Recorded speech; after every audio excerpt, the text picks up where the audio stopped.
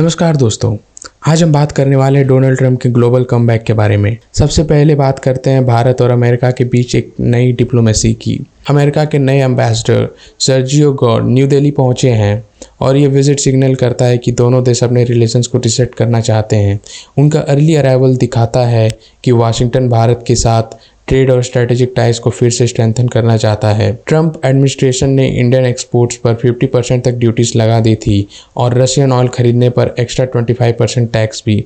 अब यह विजिट एक छोटी ट्रेड डील के ग्राउंड वर्क के लिए देखा जा रहा है, जिसे मोदी ट्रंप मीटिंग से पहले अनाउंस किया जा सकता है। अब चलते हैं वेस्ट एशिया की तरफ, जहां डोनाल्ड ट्रंप ने एक ऐसा काम कर दिखाया जो उनके प्रेडेसेसर जो बाइडेन नहीं कर पाए। गाजा में एक सक्सेसफुल सीज फायर। ट्रंप के इजराइल के पीएम बेंजामिन नेतन्याहू के साथ स्ट्रॉन्ग पर्सनल रिलेशंस ने यहाँ काफ़ी हेल्प की।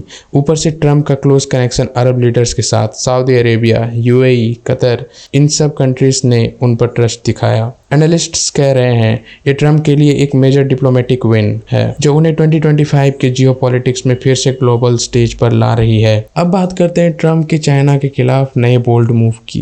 ट्रंप ने अनाउंस किया है कि अमेरिका अब चाइनीज इंपोर्ट्स पर मैसिव टैरिफ्स इंक्रीज कंसिडर कर रहा है। उन्होंने कहा चाइना दुनिया के देशों को लेटर्स भेज रहा है कि वो रेयर अर्थ एलिमेंट्स पर एक्सपोर्ट कंट्रोल लगाएगा। ट्रंप के शब्दों में ये स्टेप पूरी दुनिया के मार्केट्स को क्लॉग कर देगा और चाइना के लिए ही सबसे ज़्यादा मुश्किल खड़ी करेगा। उन्होंने ये भी कहा है उनका चाइना के प्रेसिडेंट शी जिनपिंग से बात करने का कोई रीज़न नहीं है और उनका upcoming south Korea meeting cancel भी हो सकता है। ये क्लियरली दिखाता है कि ट्रंप अपनी ट्रेड पॉलिसी फिर से एग्रेसिव बना रहे हैं और ये मूव भारत के लिए भी इम्पोर्टेंट है क्योंकि चाइना के अगेंस्ट ये स्टैंस इंडो पैसिफिक स्ट्रेटेजी को और स्ट्रांग बनाता है, इनडायरेक्टली इंडिया के फेवर में।